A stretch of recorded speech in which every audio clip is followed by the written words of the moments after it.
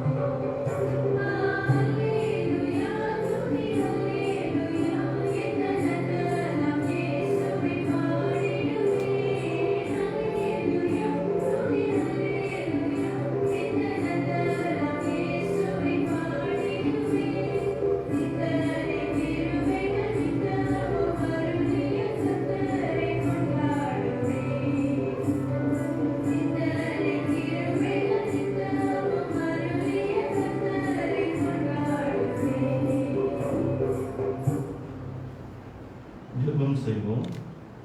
எங்களை நேசிக்கிற நல்ல பிதாவே, இந்த அருமையான காலை வேளைக்காக நாங்கள் நன்றி செலுத்துகிறோம். ஆண்டவரே, இந்த காலை வேளையிலும் நாங்கள் அனைவரும் உம்முடைய ஆலயத்தில் காணப்பட கொடுத்த உம்முடைய கிருபைக்காக நாங்கள் நன்றி செலுத்துகிறோம். எளிமையும் சிறுமையுமான ஆண்டவரே, எங்களை நீர் ஒருபோதும் மறக்கவில்லை. எங்கள் வாழ்க்கையில் நீர் எத்தனையோ கிருபைகள் நன்மைகளை எங்களுக்கு பொழிந்திருக்கிறீர். அதற்காக நாங்கள் நன்றி செலுத்துகிறோம். நாங்கள் உம்மை மறந்த போதும் ஆண்டவரே, நீர் எங்களை ஒருபோதும் மறந்ததில்லை. ஆண்டவரே, நீர் என்றும் எங்களோடு இருக்கிறீர், எங்களை வழி நடத்தி வருகிறீர். அதற்காக நாங்கள் நன்றி செலுத்துகிறோம். ஆண்டவரே, இந்த காலை வேளையிலும் ஆண்டவரே, நல்லவராகிய உம்மை நாங்கள் துதிக்க வந்திருக்கிறோம். உம்மை பணிந்து உம்முடைய நாமத்தை உயர்த்த வந்திருக்கிறோம். வந்த எங்கள் ஒவ்வொருவரும் நீ தொடர்ந்து ஆசீர்வதியும். இந்த காலை வேளையிலும் ஆண்டவரே, நாங்கள் உண்மையே நோக்கி பார்க்க எங்கள் ஒவ்வொருவருக்கும் கிருபை தாரும். உண்மை ஒருவரையே நாங்கள் நோக்கி பார்க்க உமக்கே நாங்கள் மகிமை செலுத்த எங்களுக்கு கிருபை தாரும். இந்த காலை வேளையிலும் ஆண்டவரே, தேவ செய்தி கொண்டு வந்திருக்கிற பாஸ்டர் மணியை உமது பாதத்தில் வைக்கிறோம். நீர் அவர் மூலம் எங்களிடம் உம்முடைய ஜீவ வார்த்தைகளால் எங்கள் ஒவ்வொருவரிடம் நீர் பேசும் ஆண்டவரே. உம்முடைய வார்த்தையானது எங்கள் ஒவ்வொருடைய இருதயத்திலும் பதியட்டும். உம்முடைய வார்த்தையின் உண்மைகளை நாங்கள் அறிய பரிசுத்த ஆவியானவர் தாமே எங்களை வழி நடத்தும் ஆண்டவரே. இந்த ஆராதனை ஆண்டவரே ஆரம்பம் முதல் இறுதி வரை நீரே வழி நடத்தும். இந்த ஆராதனைக்கு வந்த உம்முடைய பிள்ளைகளுக்காக நாங்கள் நன்றி செலுத்துகிறோம். நீர் கொடுத்த ஒவ்வொரு ஆத்மாவுக்காகவும் நன்றி ஆண்டவரே. தொடர்ந்து நாங்களும் ஆண்டவரே உமக்கு உண்மையாக நடக்க எங்களுக்கு கிருபை தாரும். இந்த காலை வேளையிலும் ஆண்டவரே எங்கள் பாவங்கள், குற்றங்கள், குறைகளை மன்னியும். நீரே இந்த ஆராதனை வழிநடத்தும். எங்களை ஆசீர்வதியும். இயேசு கிறிஸ்துவின் இனிய நாமத்தில் வேண்டுகிறோம் பிதாவே, ஆமென். அனைவரும் உட்காருவோம்.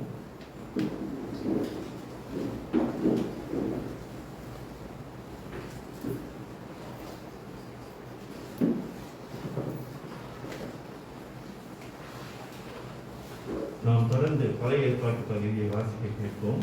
எரேமியா 23வது அதிகாரம் வசனங்கள் 13 முதல் 28 வரை.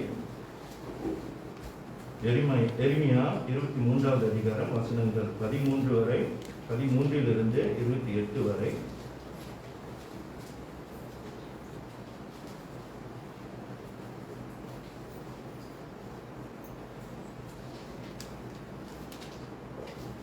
சமாரியாவின் தீர்க்கதரிசிகளிலோ மதிக்கேட்டை கண்டேன்.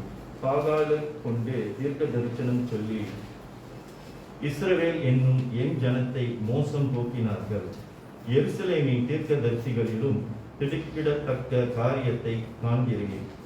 பொருச்சாரம் பண்ணி வஞ்சகமாய் நடந்து ஒருவனும் தன் பொல்லாப்பை விட்டு திரும்பாதபடிக்கு பொல்லாதவர்களின் கைகளை திடப்படுத்துகிறார்கள். அவர்கள் எல்லாரும் எனக்கு சோதனை போலும் அதன் குடிகள் கொமோராவை போலும் இருக்கிறார்கள். ஆதலால் சேனைகளின் கர்த்தர் தீர்க்க தரிசனங்களை குறித்து, இதோ நான் அவர்களுக்கு புசிக்க எட்டியையும் குடிக்க பிச்சு கலந்த தண்ணீரையும் கொடுப்பேன். எருசலேமின் தீர்க்க தரிசிகளிலிருந்து மாயமானது தேசமெங்கும் பரம்பிற்றே என்று சொல்லுகிறார். உங்களுக்கு தீர்க்க தரிசனம் சொல்லுகிற தீர்க்க தரிசிகளின் வார்த்தைகளை கேளாதிருங்கள். அவர்கள் உங்களை வீண் பெருமை கொள்ளும்படி செய்கிறார்கள்.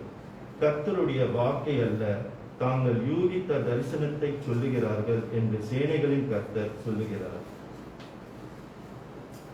அவர்கள் என்னை அசட்டை பண்ணுகிறவர்களை நோக்கி, உங்களுக்கு சமாதானம் இருக்கும் என்று கர்த்தர் சொன்னார் என்று சொல்லுகிறதும் அல்லாமல், தங்கள் இருதயத்தின் கடினத்திலே நடக்கிற யாவரையும் நோக்கி, உங்கள் மேல் பொல்லாப்பு வராதென்றும் சொல்லுகிறார்கள். கர்த்தருடைய ஆலோசனையில் கூட நின்று அவருடைய வார்த்தையை கேட்டறிந்தவன் யார்? அவருடைய வார்த்தையை கவனித்து கேட்டவன் யார்? இதோ கர்த்தருடைய பெருங்காற்றாகிய கொடிய புசல் புறப்பட்டது. அது துன்மார்க்கருடைய தலையின் மேல் உக்கிரமாய் மோதும். கர்த்தர் தம்முடைய இருதயத்தின் நினைவுகளை நடப்பித்து நிறைவேற்றும் அளவும் அவருடைய கோபம் தணியாது. கடைசி நாட்களில் அதை நன்றாய் உணருவீர்கள். அந்த தீர்க்கதரிசிகளை நான் அனுப்பாதிருந்தும் அவர்கள் ஓடினார்கள். அவர்களோடே நான் பேசாதிருந்தும் அவர்கள் தீர்க்க தரிசனம் சொன்னார்கள். அவர்கள் என் ஆலோசனையிலே நிலைத்திருந்தார்களே ஆகில், அப்பொழுது அவர்கள் என் வார்த்தைகளை ஜனங்களுக்கு தெரிவித்து அவர்களை தங்கள் பொல்லாத வழிகளையும் தங்கள் செய்கைகளின் பொல்லாப்பையும் விட்டு திருப்புவார்கள். நான் சமீபத்திற்கு மாத்திரமா தேவன், தூரத்திற்கும் தேவன் அல்லவோ என்று கர்த்தர் சொல்லுகிறார். எவனாகிலும் தன்னை நான் காணாதபடிக்கு மறைவிடங்களிலே ஒளித்துக் கொள்ள கூடுமோ என்று கர்த்தர் சொல்லுகிறார். நான் வானத்தையும் பூமியையும் நிரப்புகிறவர் அல்லவோ என்று கர்த்தர் சொல்லுகிறார். சொப்பனம் கண்டேன் என்று என் நாமத்தை சொல்லி பொய் தீர்க்க தரிசனம் உரைக்கிற தீர்க்கதரிசிகள் சொல்லுகிறதை கேட்டேன். எது வரைக்கும் இப்படி இருக்கும்? பொய் தீர்க்க தரிசனம் சொல்லுகிற தீர்க்கதரிசிகளின் இருதயத்தில் ஏதாகிலும் உண்டோ? இவர்கள் தங்கள் இருதயத்தின் வஞ்சகத்தையே தீர்க்க தரிசனமாக சொல்லுகிறவர்கள்.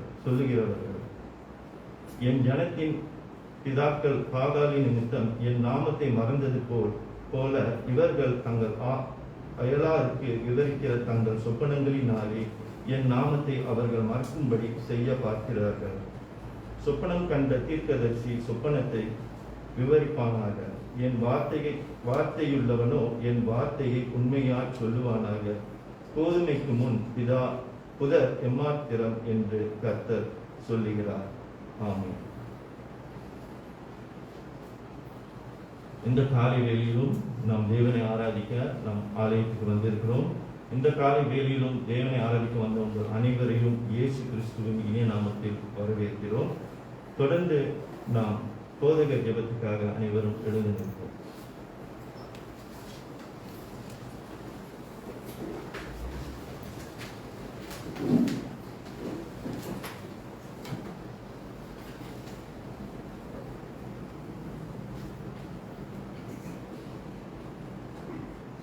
நாம் யாவரும் நம்முடைய உள்ளங்களை தாழ்த்தி கண்களை மூடி நம்பிக்கையோடு நம்முடைய ஜெபங்களை கேட்கின்ற தேவனை நோக்குவோம். ஒரு விசை நம்ம எல்லாரும் நம்முடைய ஸ்தோத்திரங்களை, நம்முடைய தேவைகள், நம்முடைய பாரங்கள் எதுவாக இருந்தால் எல்லாவற்றையும் everything to God in prayer, எல்லா காரியத்தையும் தேவனுடைய பாதத்தில் சமர்ப்பிப்போம். நம்ம எல்லாரும் மனதார ஜெபம் செய்வோம்.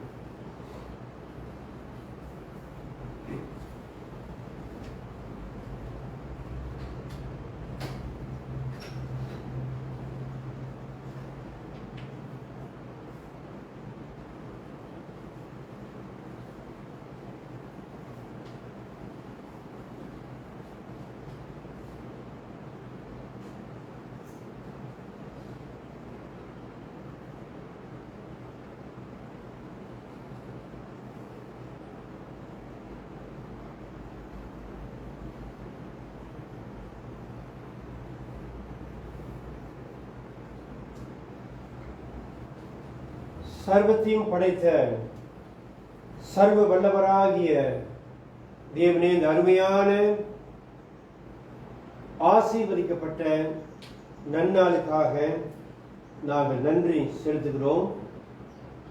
மெய்யாகவே நீர் எங்களுக்கு தேவாதி தேவனாக, ராஜாதி ராஜனாக, நல்ல மெய்ப்பராக, பிரதான மெய்ப்பராக, பெரிய மெய்ப்பராக இருந்து எங்களை பாதுகாத்து, எங்களை பராமரித்து, எங்களை போஷித்து வருகிறேன். எங்களுடைய வாழ்க்கை பயணத்தில் ஒவ்வொரு நாளும் நீர் எங்களோடு கூட இடைப்பட்டு எங்களை வழிநடத்தி வருவதற்காக நாங்கள் உங்களை ஸ்தோத்திரிக்கிறோம்.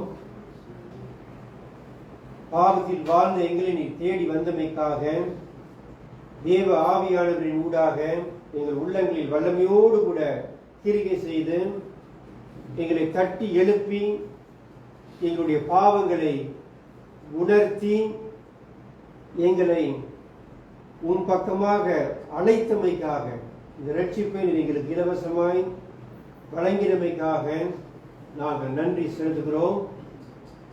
நாங்கள் உம்மை அப்பா பிதாவே என்று அழைக்க முடிகிறது. எங்களுடைய வாழ்க்கையில் எல்லாவித சந்தர்ப்ப சூழ்நிலையிலும் எங்களுடைய வாழ்க்கையில் என்ன நேர்ந்தாலும் நாங்கள் உம்மை நோக்கி பார்க்க முடிகிறது. நீர் எங்களுக்கு தஞ்சமாக, அடைக்கலமாக, கோட்டையாக, எல்லாமாக இருப்பதற்காக நாங்கள் உம்மை ஸ்தோத்திரிக்கிறோம். எங்களில் பலருக்கு நீ நல்ல சுகத்தையும் பலத்தையும் கொடுத்திருக்கிறீர். அதுக்காக தேவனே நாங்கள் நன்றி செலுத்துகிறோம். நோய்வாய்ப்பட்டவர்கள், சுகவீனமாக இருக்கின்றவர்கள், வயதானவர்கள், வாழ்க்கையில பல இன்னல்கள், போராட்டங்கள், சஞ்சலம், தவிப்பு இதெல்லாம் கடந்து போகின்றவர்களுக்கு நீர் இறங்கும்படி அவர்களை ஆறுதல் படுத்த, அவர்கள் உள்ளங்களை உற்சாகப்படுத்த, அவர்களை தயவாய் மன்னிக்க, அவர்கள் தேவைகளை சந்திக்க, அவர்கள் தொடர்ந்து உம்மை பின்பற்ற அவர்களுக்கு நீர் உதவி செய்ய தேவனே நாங்கள் உம்மை ஸ்தோத்திரிக்கிறோம். கடந்த நாட்களில் நீர் எங்களுக்கு செய்த சகல உபகாரங்களுக்காக, எல்லாவித நன்மையான ஈவுகளுக்காக, ஆத்மீக ஆசீர்வாதங்களுக்காக தேவனே நாங்கள் மனதார உம்மை ஸ்தோத்திரிக்கிறோம். இன்றைய ஆராதனையை முழுமையாக உம்முடைய பொற்பாதத்தில் சமர்ப்பிக்கிறோம். நீர் எங்களோடு கூட இடைப்பட்டு எங்களை வழிநடத்தும். உங்களுடைய திவ்ய வசனத்தின் வாயிலாக நீர் எங்களோடு கூட பேச எங்களுக்காக நாங்கள் ஜெபிக்கிறோம். இந்த வாரம் பிறந்த நாளை நினைவு கூறுகின்ற சகோதரர் ரீச்சருக்காக ஜெபிக்கிறோம். நீர் அவரை தொடர்ந்து வழிநடத்தி நீர் அவரை ஆசீர்வதிக்க தேவனே அவருக்காக நாங்கள் வேண்டுதல் செய்கிறோம். இந்த COVID-19 காலகட்டத்தில் மெய்யாகவே நீர் எங்களுக்கு இறங்கி எங்களை பாதுகாத்து வருகிறீர். அதுக்காக நாங்கள் நன்றி செலுத்துகிறோம்.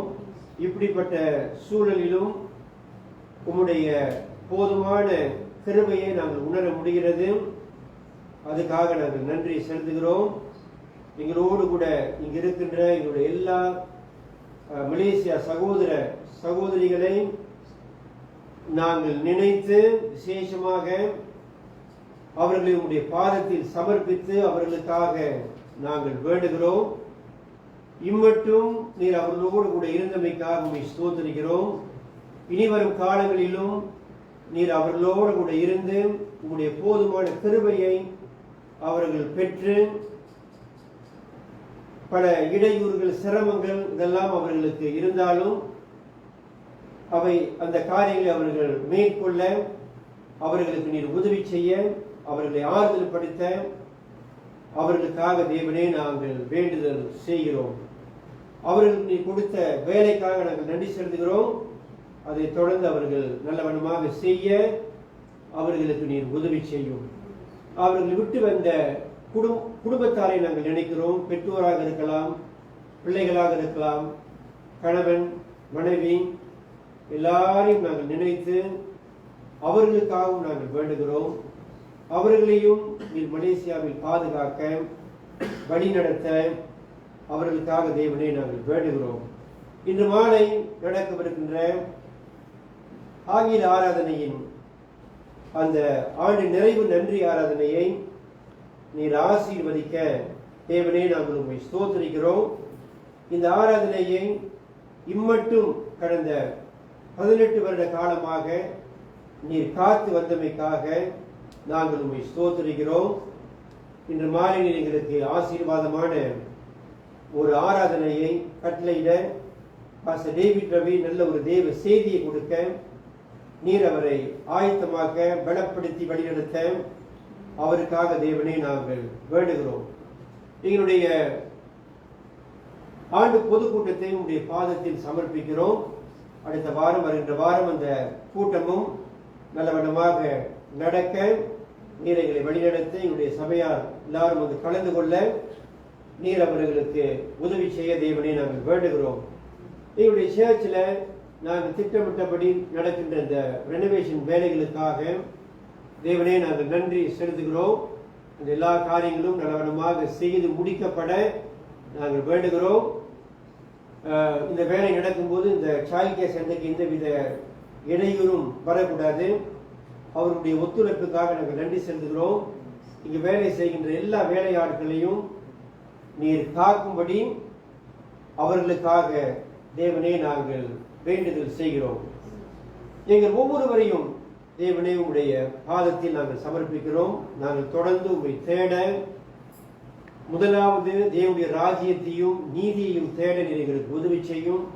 உங்களுடைய பிள்ளைகளாகிய நாங்கள் தொடர்ந்து உம்மை அறிகின்ற அறிவிலும் ஞானத்திலும் வளர எங்களுக்கு நீர் உதவி செய்யும். நீர் எங்களுக்கு கொடுத்த ஊழியங்களையும் நாங்கள் தொடர்ந்து நல்லவண்ணமாக செய்ய நீர் எங்களுக்கு உதவி செய்ய தேவனே நாங்கள் வேண்டுகிறோம். படிக்கின்ற எல்லா பிள்ளைகளுக்காக நாங்கள் ஜெபிக்கிறோம். அவர்களையும் நீர் வழிநடத்தும். எங்கள் மத்தியில் இருக்கின்ற சிறார்களுக்காக ஜெபிக்கிறோம். அவர்களையும் ஆசீர்வதியும். அவர்களும் தொடர்ந்து அறிகின்ற அறிவிலும் ஞானத்திலும் வளர அவர்களுக்காக நாங்கள் வேண்டுகிறோம். இன்றைய நாளிலும் இன்றைய தேவ செய்தியின் வாயிலாக நீர் எங்களோடு கூட பேசும்.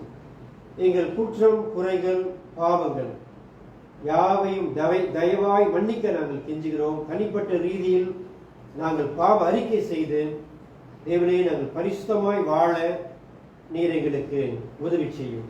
எங்களையே நாங்கள் தாழ்த்தி இந்த ஜெபத்தை ஆண்டவராகிய இயேசுவின் நாமத்தில் ஏறெடுக்கிறோம் பிதாவே, ஆமென். அமருங்கள். சிறு பிள்ளைகள்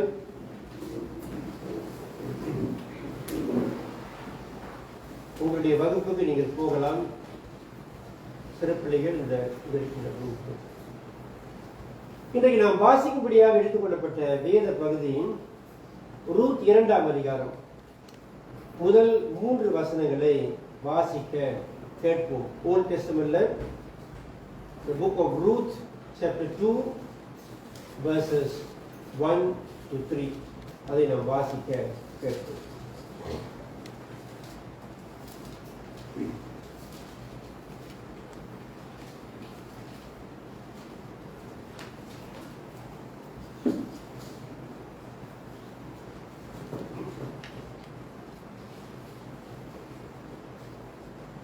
ரூத் 2வது அதிகாரம் வசனங்கள் 1 முதல் 3 வரை. நகோமிக்கு அவளுடைய புருஷனாகிய எலிமெலேக்கின் உறவின் முறையில் போவாஸ் என்னும் பேருள்ள மிகுந்த ஆசிக்காரனாகிய இனத்தான் ஒருவன் இருந்தான். மோவாபிய ஸ்திரீயான ரூத் என்பவள் நகோமியை பார்த்து, நான் வயல்வெளிக்கு போய் யாருடைய கண்களில் எனக்கு தயை கிடைக்குமோ அவர் பிறகே கதிர்களை பொறுக்கிக் கொண்டு வருகிறேன் என்றார். அதற்கு இவள், என் மகளே போ என்றார். அவள் போய் வயல்வெளியில் அறுக்கிறவர்கள் பிறகே பொறுக்கினார். தற்செயலாய் அவளுக்கு நேரிட்ட அந்த வயல் நிலம் எலிமெலேக்கின் வம்சத்தானாகிய போவாசுடையதாய் இருந்தது. ஆமென்.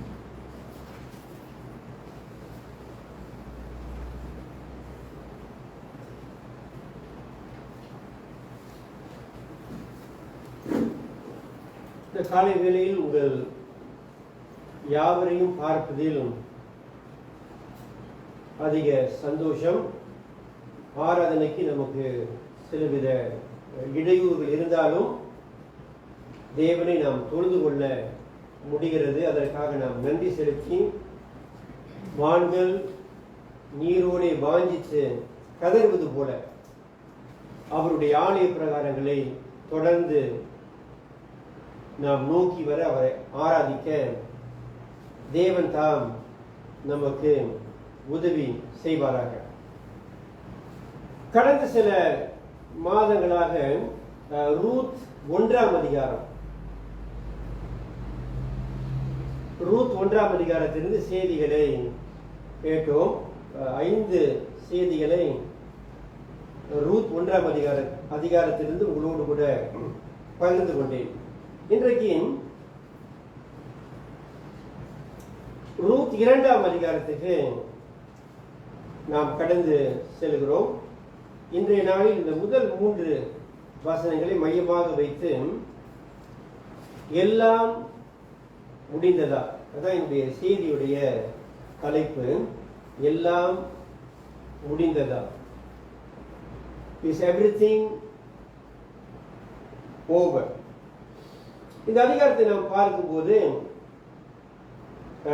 1ஆம் அதிகாரம் 22வது வசனத்துல அவர்கள் பெத்லெஹேமுக்கு வந்தார்கள். இப்ப நாம் கவனிக்கவிருக்கின்ற காரியங்கள் பெத்லெஹேம்ல நடக்குது. மோவாப்ல உள்ள காரியங்கள் முடிந்தது. இப்ப நவோமியும் ரூத்தும் பெத்லெஹேமுக்கு திரும்பிட்டாங்க. அவங்க திரும்பிய பிறகு இந்த கேள்வி, எல்லாம் முடிந்ததா? ஏன் இந்த தலைப்புனா, 1ஆம் அதிகாரத்துல நகோமியுடைய அந்த கசப்பான வெளிப்பாட்டை நாம் பார்த்தோம். அவருடைய ஆதங்கம் அதை நகோமி வெளிப்படுத்தினாங்க. குறிப்பா என்னன்னா, கணவனை அவங்க இழந்தாங்க. அந்த கணவனை இழந்தது பெரிய ஒரு இழப்பு. அதற்கு மேலாக இரு மகன்மார்களையும்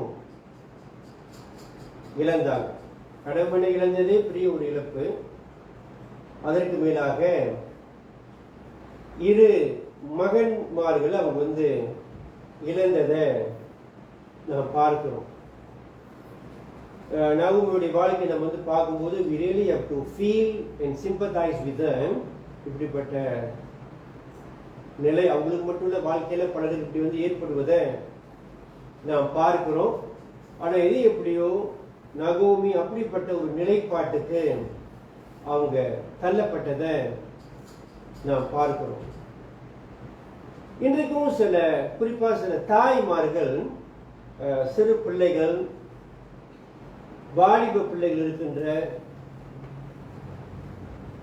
தாய்மார்கள், மனைவிமார்கள் கணவனை இழந்த பிறகு அவங்க பொதுவா சொல்ற காரியம் பிள்ளைகளுக்காக நான் எப்படியாவது நான் வாழ வேண்டும் அப்படின்னு மனசார அவங்க சொல்வதை நாம் கேட்கிறோம். என்ன சின்ன பிள்ளைங்க, கணவன் இல்லை, எப்படியாவது என்னுடைய பிள்ளைகள் கரை சேரணும், பிள்ளைகளை நான் படிக்க வைக்கணும் அப்படின்னு பிள்ளைகளுக்காக, நான் பிள்ளைகளுக்கு மட்டும் இல்லை, பொதுவாக அப்படி சொல்லுவாங்க, நான் பிள்ளைகளுக்காக நான் எது எப்படியோ கஷ்டப்பட்டு வேலை செய்து பிள்ளைகளுக்காக செய்ய வேண்டியதை நான் பொறுப்புணர்வோடு செய்ய வேண்டும், அது என்னுடைய கடமை என்று பிள்ளைங்க ரொம்ப தியாகத்தோட பல மாதிரி அவங்களுக்கு சிரமங்கள் இருந்தாலும் அந்த பொறுப்பை அவங்க சரியா செய்து வரதை நாம் பார்க்கிறோம். ஆனால் நகோமியுடைய வாழ்க்கையை பார்க்கும்போது கணவனை இழந்த நகோமி என்னுடைய பிள்ளைகளுக்காக பரவாயில்ல, கணவனை இறந்துட்டார், இந்த பையன்மார்கள் 2 பேர் இருக்கிறாங்க, இந்த பையன்மார்கள் ஒருத்தர் கவனிக்காட்டி கூட இன்னொரு பையனை கவனிக்கும் அப்படின்னு சொல்லக்கூடிய ஒரு நிலையில் அவங்க இல்லை. ஏன்னா 2 மகனையும் அவங்க இழந்துட்டாங்க. கோர்ஸ் போன செய்தியில் நான் சொல்லும் போது அவங்களுக்கு நல்ல ஒரு மருமகள் நகோமிக்கு இருந்தாங்க. ஸோ எல்லாம் முடிந்ததா? சில சமயத்தில் வாழ்க்கையில நெருக்கடியான சூழ்நிலைக்கு நாம் தள்ளப்படும் போது, சில காரியங்கள் நம்மிடமிருந்து எடுக்கப்படும் போது, சில காரியங்களை இழக்கும் போது, சில தோல்விகளை சந்திக்கும் போது, இப்படிப்பட்ட கேள்விகள் சில சமயத்தில் அது பெரிய ஒரு நோயினால் பாதிக்கப்பட்ட ஒரு கேன்சரா இருக்கலாம். அப்படிப்பட்ட ஒரு நிலைக்கு ஆளாகும் போது சில சமயத்துல இன்னைக்கு கடவுளுடைய பிள்ளைகள் கூட நான் இனிமேல் வாழ்ந்து இனிமேல் என்ன இருக்கு, எனக்கு எவ்ரிதிங் இஸ் ஓவர், எல்லாம் முடிந்தது அப்படின்னு சிலர் நினைக்கலாம். பைபிள்ல சில உதாரணங்களை நாம் பார்க்கும்போது, இப்ப யோசேப்புடைய வாழ்க்கையை எடுத்துக்கொண்டா ஆதியாகமம் புத்தகத்துல யோசேப்பு ஏறத்தாழ 17வது வயதுல ஒரு அடிமையா எகிப்துக்கு அவர் கொண்டு போகப்படுவதை பார்க்கிறோம். யோசேப்பு மாதிரி அது அப்படிப்பட்ட நிலைக்கு தள்ளப்படுறது கூட சில சமயத்தில் அப்படிப்பட்ட கேள்விகள் எழும்பலாம். 17 வயதுல எல்லாரையும் குடும்பத்தை பிரிந்து அதாவது அவர் செய்யாத ஒரு தவறுக்கு ஒரு அடிமையா விற்கப்படுவதை பார்க்கிறோம். அப்புறம் பொத்திபாருடைய வீட்டில் அவர் வேலை செய்கிறார். அவர் செய்யாத தவறுக்காக அவர் சிறையில் போடப்படுவதை நாம் பார்க்கிறோம். அந்த சூழல்ல யோசேப்பு என்ன நினைச்சிருப்பார்? ஒரு அந்நிய தேசத்துல என்னுடைய தகப்பன், என்னுடைய உடன்பிறப்புகள் எல்லாரையும் விட்டு அவருக்கு விரோதமா செயல்பட்டது உடன்பிறப்புகள் தான், கூட பிறந்த சகோதரர்கள். இப்படிப்பட்ட ஒரு நிலைக்கு நான் தள்ளப்பட்டிருக்கிறேனே, நீ நான் வாழ்ந்து என்ன பிரயோஜனம், என்னுடைய வாழ்க்கையில எல்லாம் முடிந்தது அப்படின்னு அந்த மாதிரி தள்ளப்பட்டவங்க அப்படிப்பட்ட கேள்விகள் எழும்புவது இயல்புதான். அப்படிப்பட்ட கேள்விகள் எழும்பலாம். நெல்சன் மண்டேலா என்றவர் நோபல் பிரைஸ் வந்து பெற்றவர். தென்னாப்பிரிக்காவில் அதிபரா அவரை பற்றி ஒரே ஒரு காரியம், அவருடைய வாழ்க்கை வரலாறு 300 சொச்சம் பக்கம், அது முழுமையா வாசித்தேன்.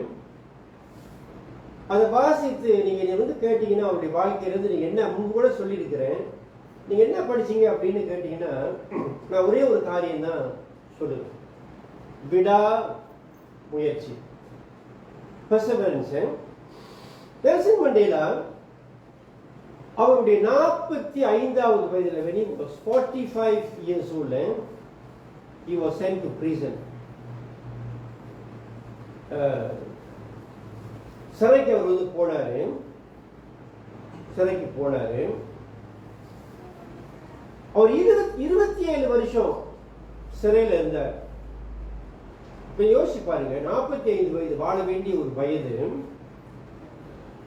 27 வருஷம்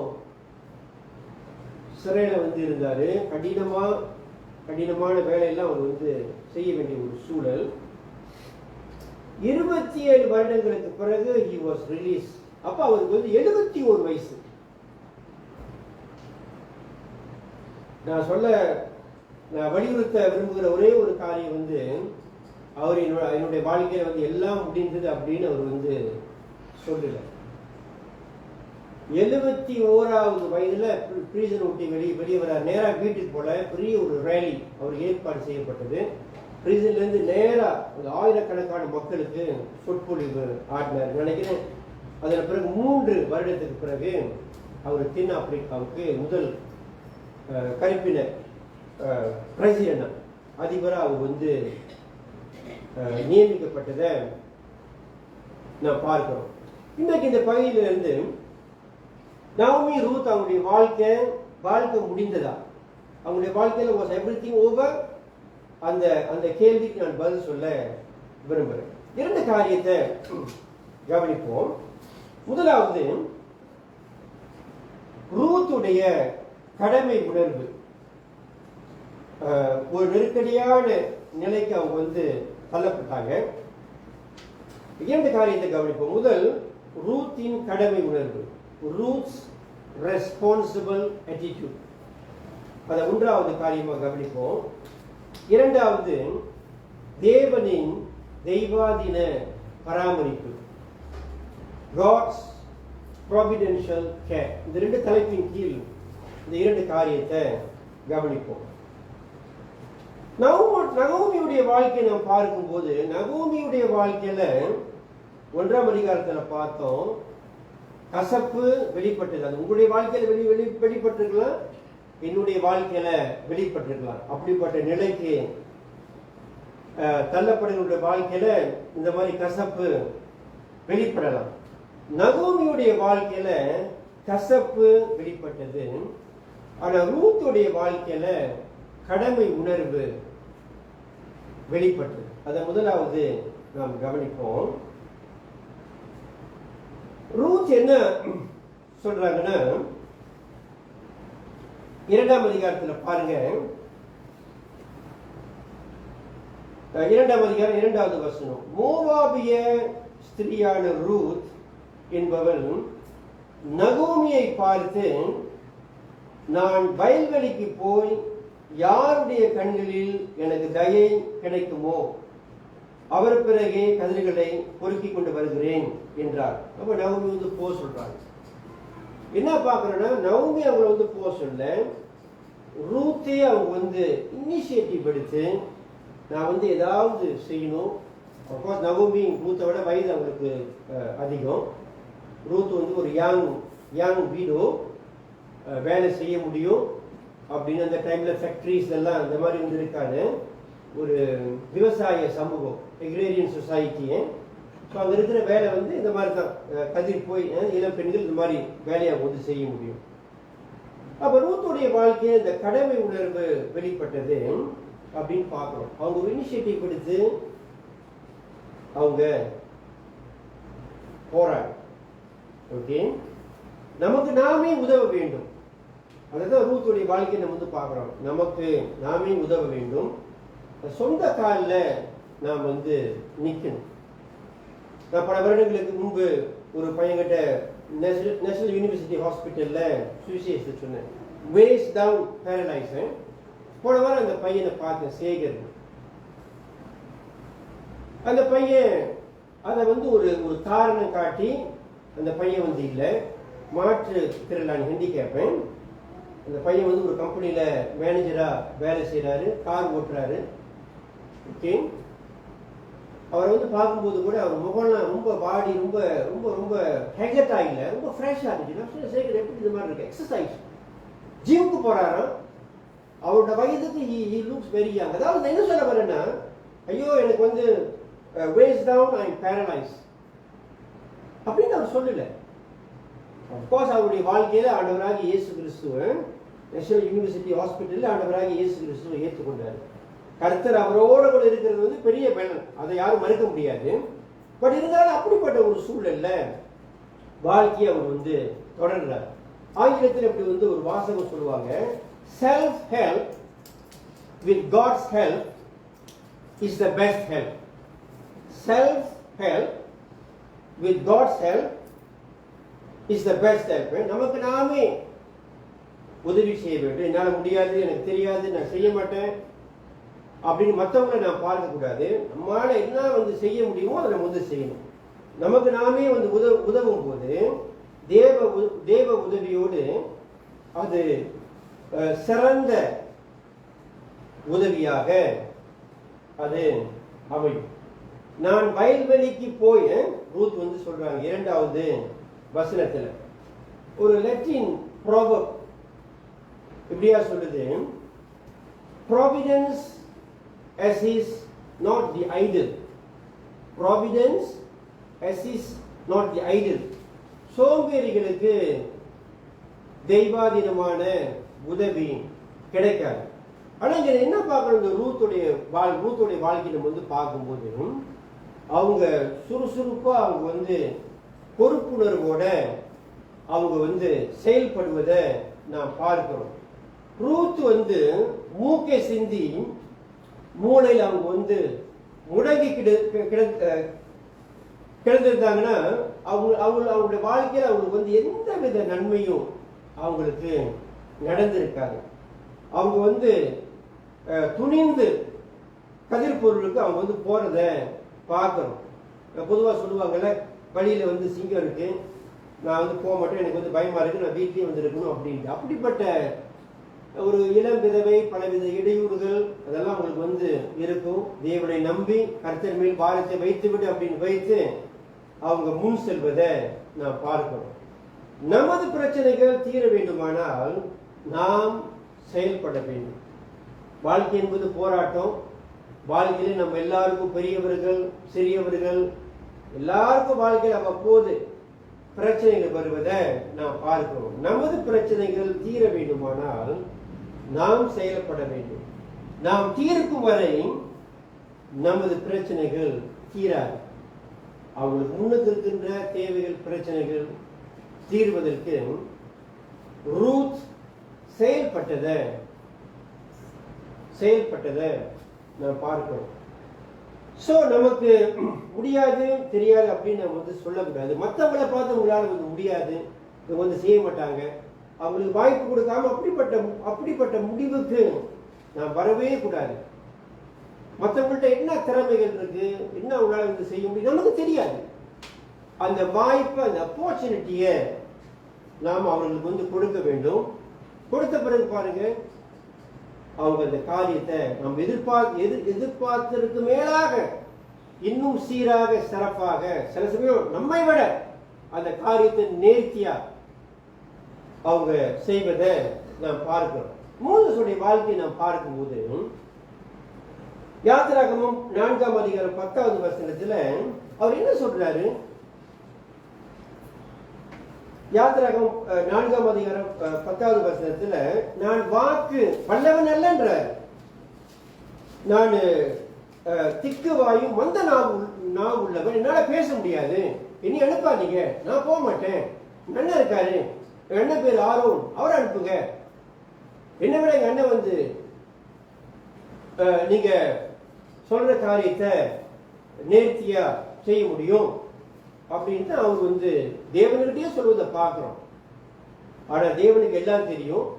இப்படி சொன்ன மோசையை தான் கடவுள் வந்து அனுப்புவதை அவர் பழைய ஏற்பாட்டில் மாபெரும் ஒரு தலைவராக உருவானதை நாம் பார்க்கிறோம். புதிய ஏற்பாட்டில் தீமோத்தேயை நாம் வந்து பார்க்கும்போது தீமோத்தேயு என்ற மனுஷனுக்கு வந்து பயந்த சுபாவம், அது மட்டும் இல்ல சரீர ரீதியில பலவீனமானவர். அதான் போல அவர் எழுதும்போது சொல்றாரு, உன்னுடைய சரீர வயிற்று வலிக்கு கொஞ்சம் திராட்சை ரசத்தை நீ வந்து குடி அப்படின்னு.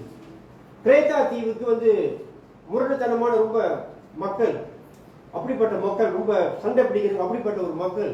போல் நினைச்சிருந்தா தீமோத்தேயு அனுப்பி இருக்கலாம். போல் தீமோத்தேயு அனுப்பல, தீத்து அனுப்புனாரு. இந்த காராங்கன்னு சொல்லுவாங்க, இந்த மாதிரி தீத்துவோட வாழ்க்கை வந்து பாக்குறப்ப அவர் தீமோத்தேயுக்கு அவருக்கு வித்தியாசம் இருந்தது.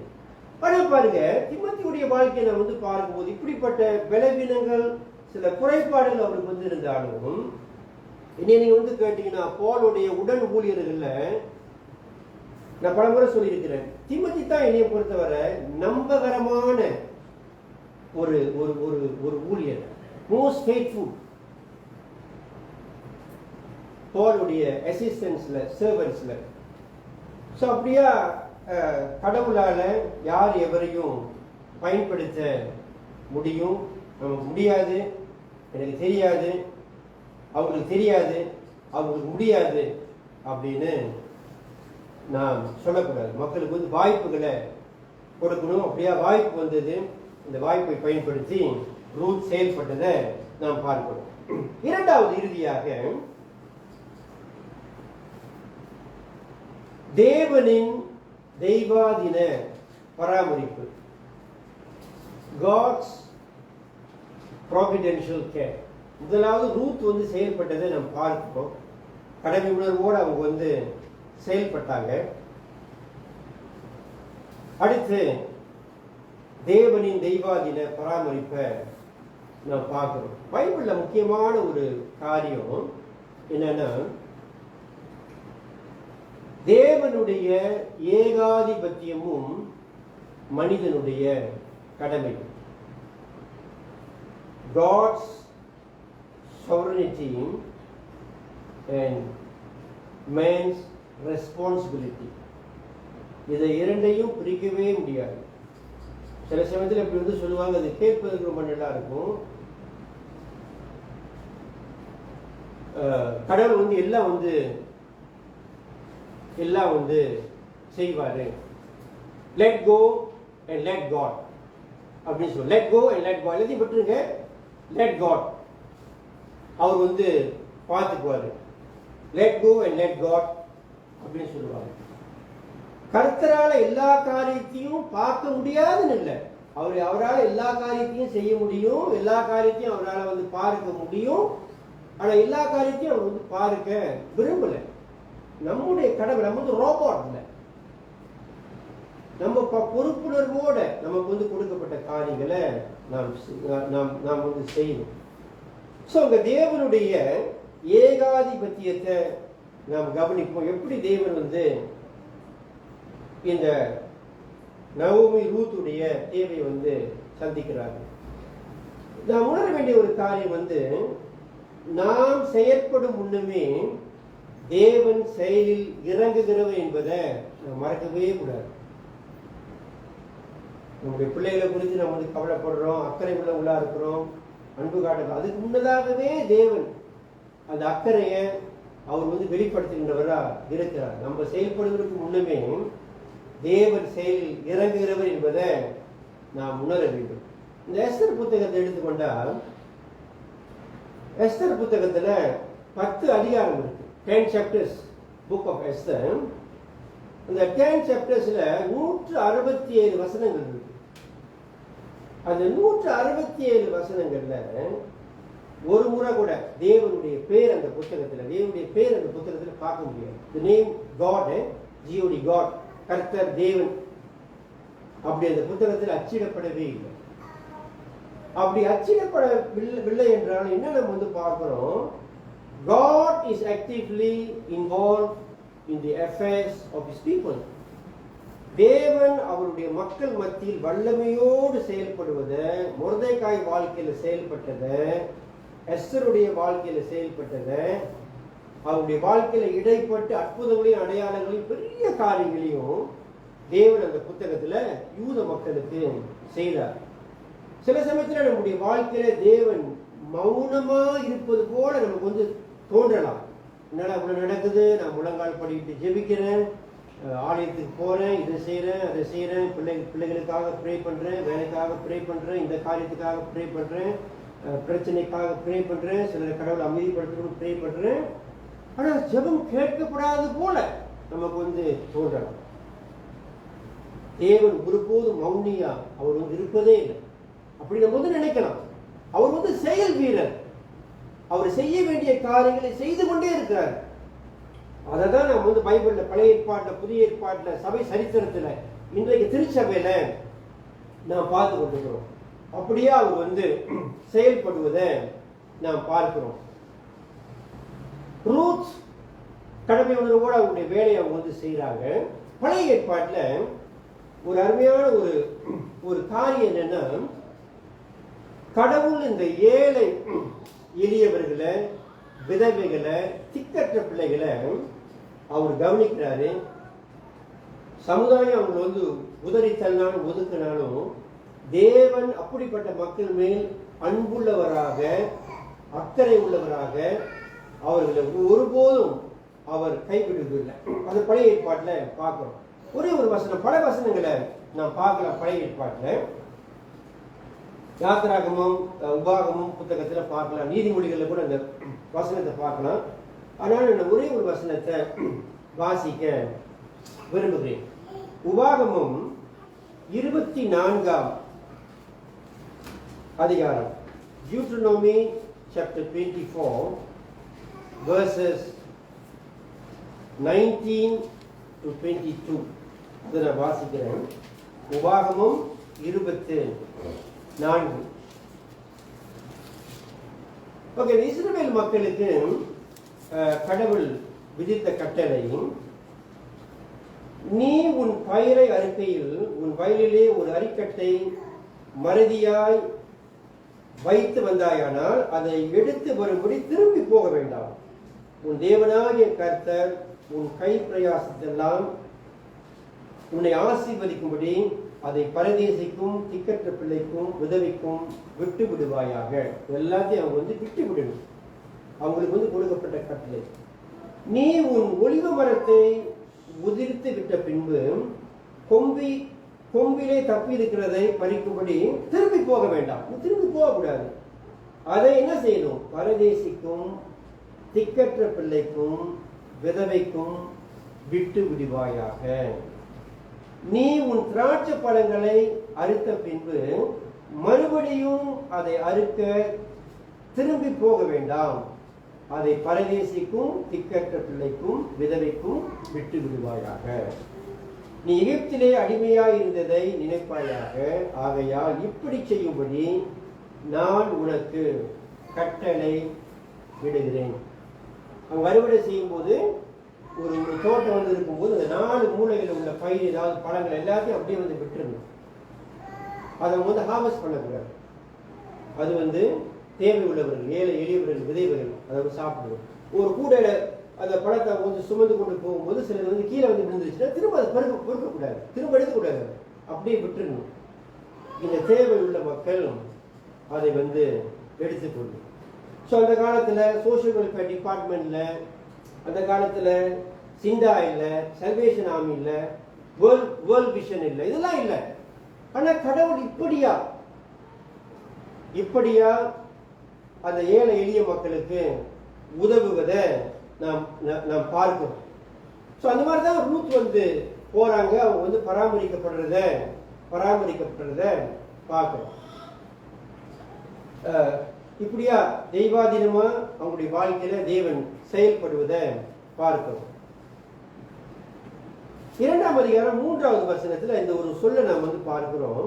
verse 3ல, அவள் போய் வயல்வெளியில் அறுக்கிறவர்கள் பிறகே பொறுக்கினால் தற்செயலாய் அவளுக்கு நேரிட்ட அந்த வயல் நிலம். தற்செயலாய் என்று சொல்ல நாம் வந்து பார்க்கிறோம். பிரியமானவர்களே, நம்முடைய வாழ்வில் தேவ செயல் தான். தேவ செயல் என்று இருக்கிறதே தவிர தற்செயல் என்றும் எதுவும் இல்லை. எல்லாம் தேவனுடைய செயல்.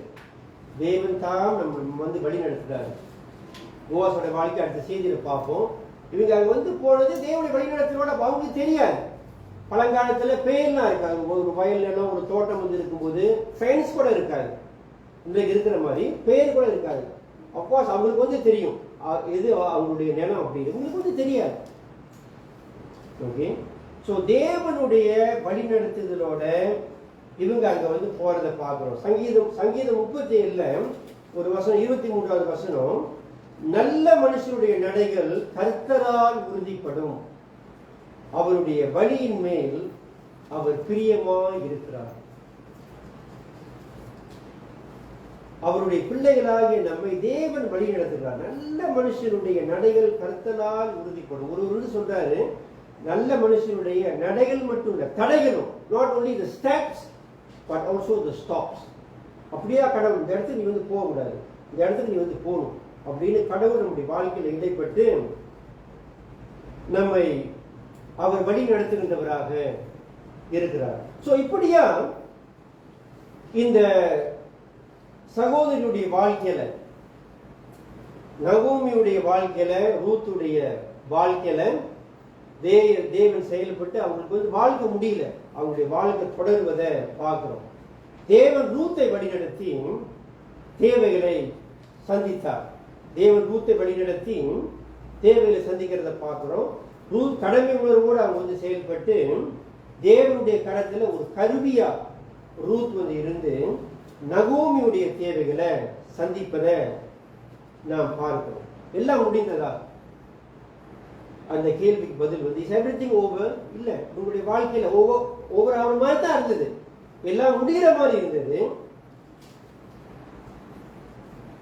ஆனாலும் தேவன் அவங்களுக்கு வந்து தேவாதி தேவனாக, ராஜாதி ராஜனாக இருந்ததுனால அவங்களுடைய வாழ்க்கை வந்து முடியல, அவங்களுடைய வாழ்க்கை வந்து தொடர்வதை பார்க்கிறோம். ஸோ இன்றைக்கும் பிரியமானவர்களே, நம்முடைய வாழ்க்கையில தோல்விகள், சவால்கள், இழப்பு, சஞ்சலம், தவிப்பு, இதெல்லாம் நம்முடைய வாழ்க்கையில நமக்கு இருக்கலாம். சில சமயத்தில் we feel like giving up. சில சமயம் பெரிய பெரிய கடனுக்கு மக்கள் வந்து ஆளாகும் போது, 2-3 நாளைக்கு கூட பத்திரிகை நீங்க வந்து பார்ப்பீங்க, ஒரு ஒரு வந்து ஒரு மனைவியும் மகளையும் கொலை செய்து, மனைவி வந்து கர்ப்பிணியா இருந்தாங்க, கடன் தொல்லை அவருக்கு வந்து. ஓகே, கடன் தொல்லை. மகளை ஒரு நாள் வந்து பள்ளிக்கு அவர் வந்து அனுப்பல. மனைவி வந்து கேட்டுங்க, ஏன் பிள்ளை வந்து ஸ்கூல் ஃபீஸ் தான் கட்டல, அவருக்கு அவமானம். அப்போ அவங்க என்ன சொன்னாங்கன்னா, யூஸ்லெஸ் அப்படின்னு சொல்லிட்டாங்க. ஓகே, அது மற்ற காரியம், அதெல்லாம் நம்மளுக்கு டீட்டெயிலாக தெரியாது. பட் எது எப்படியோ அப்படிப்பட்ட ஒரு நிலைப்பாட்டுக்கு அவர் வந்து தள்ளப்பட்டு, அது ரொம்ப ரொம்ப ரொம்ப வேதனையாக இருக்கிற வாசிக்கல. மனைவியும் இளம் குழந்தையும் வீட்டில் கொலை செய்து 2-3 நாள் என்ன செய்யறது தெரியாமல் அதன் பிறகுதான் இந்த சடலத்தை அவர் வந்து அப்புறப்படுத்திருக்கிறார். அப்படிப்பட்ட நிலைப்பாட்டுக்கு மனிதர்கள் தள்ளப்படுறாங்க. பிரியமானவர்களே, இன்றைக்கு கடவுளுடைய பிள்ளைகளாக நாம் வந்து இந்த ஆண்டவராகிய இயேசுவை தெய்வமா நாம் வந்து ஏற்றுக்கொண்டிருக்கிறோம். அது அவருடைய செயல். நம்முடைய வாழ்க்கையில நெருக்கடிகள்ல, கஷ்டங்கள்ல, போராட்டங்கள்ல கடவுள் நம்மோட கூட இருந்து அந்த தெய்வ ஆவியானவர் நம்மை உற்சாகப்படுத்துகிறார். அவரை அப்பா பிதாவே என்று அழைக்க முடிகிறது. ஒரு கஷ்டத்துல, கவலையில முழங்கால படிக்கிற ஆண்டவரே, நீங்க எனக்கு வந்து உதவி செய்யுங்க, இதை காப்பாத்துங்க அப்படின்னு நம்மால் சொல்ல முடிகிறது. அனாதி தேவன் உன் அடைக்கலமே, அவர் நித்திய புயங்கள் உன் ஆதாரம். அருமையான ஒரு பாடல். இந்த தேவன் என்றென்றும் உள்ள சதா காலமும் நமது தேவன், மரண பரியந்தம் அவர் நம்மை நடத்துவார். அந்த தேவன் தான் நம்முடைய தேவன். நம்முடைய வாழ்க்கை பயணத்துல தொடர்ந்து அவரையே நாம் நோக்கி பார்ப்போம். தேவன் தான் நமக்கு உதவி செய்வார். இறுதி பாடலுக்கு எல்லாரும் எழுந்துவோம்.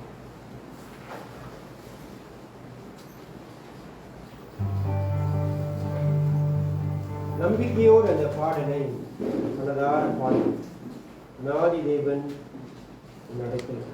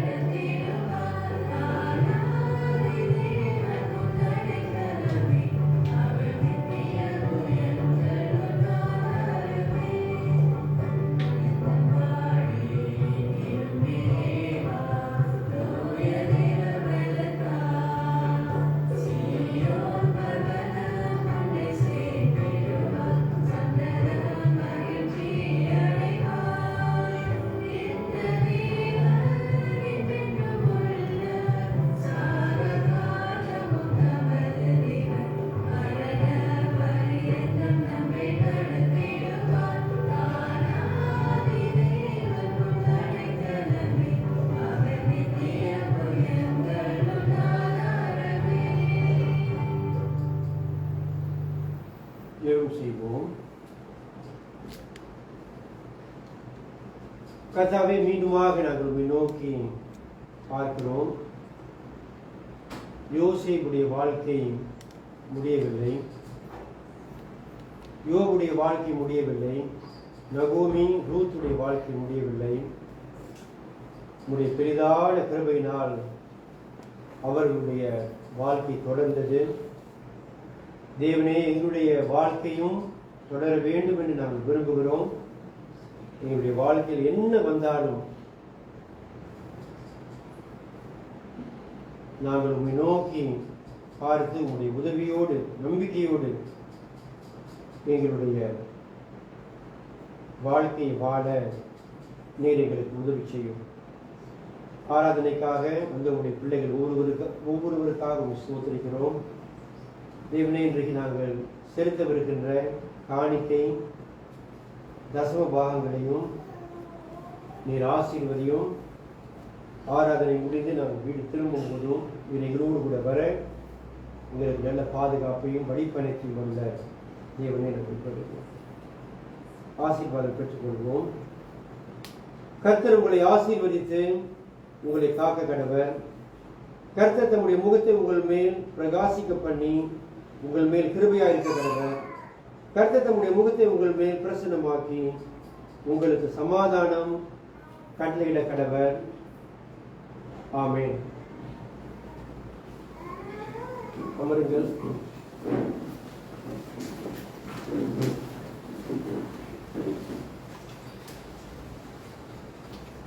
சில அறிவிக்க வேண்டிய காரியங்கள் அதை நீங்கள் வார இதழில் பார்க்கலாம். இந்த வார இதழில் எடுக்காதவங்க பின்னால் காப்பி இருக்கும். இங்கே நிறைய பிரிண்ட் பண்ணியிருக்கோம். உங்களுக்கு இதில் எனக்கு தமிழ் தெரியாது அப்படின்னு சொல்லாதீங்க. பெரும்பாலும் இப்போது ஒரு ஆங்கில ஆர்டிக்கல் இருக்கும், தமிழில் ஒரு ஆர்டிக்கல் இருக்கும், இங்கிலீஷில் ஒரு ஆர்டிக்கல் இருக்கும். ப்ரேயரை பற்றி இங்கிலீஷில் ஆர்டிக்கல் இருக்குது, தமிழில் பாஸ்டர் டேவிடோடைய ஆர்டிக்கல் இருக்குது. அதெல்லாம் வாசிங்க. சில ப்ரேயர் ரிக்வெஸ்டும் இருக்குது, அதை நீங்கள் வாசிங்க. வழக்கம் போல் நமக்கு ப்ரேயர் மீட்டிங் இருக்குது. எவ்ரி வெனஸ்டே மலைப்பிரசங்கம் அதை தியானித்து வரோம். அதுக்காக ப்ரே பண்ணுவோம். இந்த ரெனோவேஷன் வேலைகளுக்கும் ப்ரே பண்ணுவோம். இந்த உள்ளுக்கு வார நாட்களில் எந்த வேலையும் அவங்க செய்ய முடியாது, சாலிக்காக இருக்கிறதுனால. ஸோ அதனால் நேற்று கொஞ்சம் செஞ்சாங்க, சரியாக முடிக்கல. அதனால தான் எவ்ரி வீக்கெண்ட் சாலிக்காய்க்கும் இந்த வருஷம் கோவிட்னால அவங்களுக்கு லீவ் இல்லை. லீவ் இருக்கும், நம்ம க்ளோஸ் பண்ணுவாங்கன்னு எதிர்பார்த்தோம். க்ளோஸ் பண்ணாதனால கொஞ்சம் பின்னாலே வேலை நடக்குது. அதுக்காக நீங்கள் ப்ரே பண்ண எடுக்கிறோம். அடுத்து ஒரே ஒரு முக்கியமான ஒரு அறிவிப்பு. அடுத்த வாரம் நமக்கு ஆண்டு பொதுக்கூட்டம், கம்பைன் சர்வீஸ். நான் இங்கிலீஷ் சர்வீஸில் உள்ள சிலர் இந்த ஆண்டு பொதுக்கூட்டத்தில் கலந்து கொள்ளணும். ஸோ அதனால் கூட்டு ஆராதனை. இந்த அக்கௌண்ட்ஸ் அண்ட் சர்ச் மெம்பர்ஸ் மட்டும் ஒரு ஃபேமிலி நீங்கள் ஒன்று எடுத்தால் போதும். இன்னும் நீங்கள் எடுக்கணும்னா பின்னால் அந்த காப்பீஸ் இருக்குது, இந்த சர்ச்சோடைய அக்கௌண்ட்ஸு, அதை எடுத்துருங்க. அதோட கூட இந்த எஜெண்டா, அடுத்த வாரத்துக்கான எஜெண்டா, போன வருஷத்தோடைய மினிட்ஸு, அது ஒரு காப்பி எடுக்கலைன்னா. ஸோ நீங்கள் எடுத்து அடுத்த வாரம் கூட்டத்துக்கு நீங்கள் இதை மறக்காமல் கொண்டு வரணும். சர்ச் மெம்பர்ஸ் மறந்துடாதீங்க. நீங்கள் கலந்து கொள்ள உங்களை உற்சாகப்படுத்துகிறோம். ஸோ அதுக்காக நம்ம ப்ரே பண்ணுவோம். சரி, அடுத்த வார கூட்டத்தில் முக்கியமாக இந்த அக்கௌண்ட்ஸ் நம்ம அதை அக்செப்ட் பண்ணணும், அரசாங்கத்துக்கு சமர்ப்பிக்கணும். எல்லாம் ஆடிட் பண்ணிட்டாங்க, சமர்ப்பிக்கணும். நம்ம அதை ஏற்றுக்கொண்டு அதை ஆடிட் பண்ணணும். அப்புறம் ரத்னராஜை அடுத்த வாரம் டீக்கனை நியமிக்க விரும்புகிறோம். ஸோ இந்த கோவிட்-19னால நம்ம ரொம்ப ட்ராக் பண்ண விரும்புகிறோம். குறிப்பாக இந்த வருஷம் கூட்டம் நம்ம சர்வீஸ் முடிஞ்சோன்னு ஆரம்பிச்சிருவோம். ஸோ பிள்ளைங்க உள்ளவங்க, நீங்கள் பிள்ளைங்களுக்கு ஏதாவது கொஞ்சம் சாப்பாடு கொண்டு வந்துடுங்க, வீட்டில் சாப்பிடலாம். இம்மீடியட்லி ஆஃப்டர் சர்வீஸு 11:30 ஆரம்பிச்சு latest by 12:30. we don't want to delay. ரொம்ப ஸோ முக்கியமான காரியம் மட்டும் நம்ம முடிவு இருக்கும். மற்ற காரியம்லாம் உங்களுக்கு ரிப்போர்ட் இருக்கும். நானும் இந்த ரிப்போர்ட் உங்களுக்கு ஷேர் பண்ணும்போது வார இதில் அந்த ரிப்போர்ட் உங்களுக்கு வரும். நீங்கள் வாசிங்க. சில முக்கியமான ஒரு சில காரியத்தை ஹைலைட் பண்ணுவோம்.